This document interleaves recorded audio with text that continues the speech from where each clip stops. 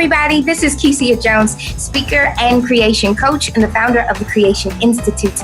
And pretty soon, getting ready to launch our first certification program for coaches called the Creation Coaching Course. But I'm not talking about that tonight.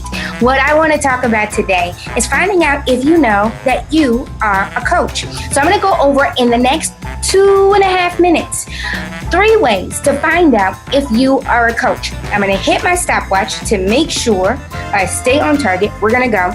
Number one way to know if you're a coach. You are the go-to, and I mean for everything.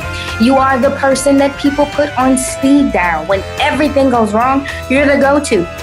You're also the go-to if it's time to celebrate. Something is going really right. But more times than not, you're the person that people call when they need support and encouragement and just some advice on what to do next. If you're the go-to, you just might be a coach. Number 2, how do you know if you're a coach? You hear on a totally different frequency, okay? Now, I say this because I didn't know this before. I didn't understand that people didn't hear like this.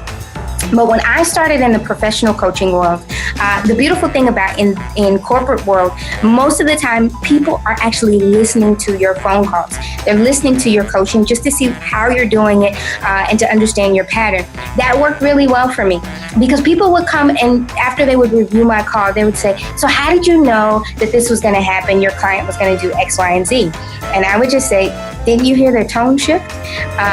In that moment, I didn't know that people didn't hear tones like that. So if you're a coach, you're that person that you hear the things that are not said. You hear the words underneath the words. You understand the frequency, and you understand what is not really being said so that you can help the person that you're working with. So if you can hear on a different frequency, you just might be a coach. And finally, you get results. When you give advice, wisdom, direction, when you hold someone in the space that they need to be held in, as they're making those decisions, you help people get results. You help people manifest their dreams and their goals. But oftentimes, you don't do that for yourself. And I need to talk about that because I have to first say that I have been guilty of that myself, okay? Coaches oftentimes support so many other people, but you forget this very important thing. Your gift is first for you and then for others. The first thing you have to understand, if you get results for everybody else and not for yourself, it's because you haven't taken ownership of your gift. So I'm really posting this video right now. Definitely going to talk about the certification program soon. But right now, I just want you to know, find out for yourself. Are you a coach? Are you taking ownership of your ability?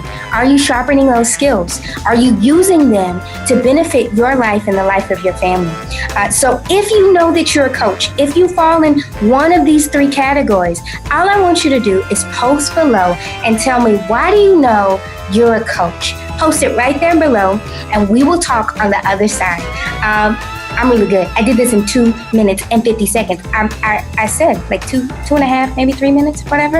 Okay, well, I look forward to talking to you soon. Have a great evening. Bye-bye.